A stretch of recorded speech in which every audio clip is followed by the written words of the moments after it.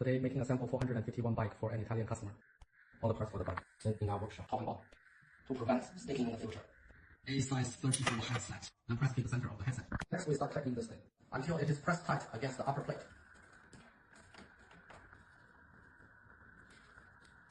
Now it is okay for me to secure it. Because of this customer request. High requirements for the head tube, so we didn't use the joint pipe. Then tighten our alignment gauge. Then it is our fine-tuning cable. It's depth. So we hold our headset tool.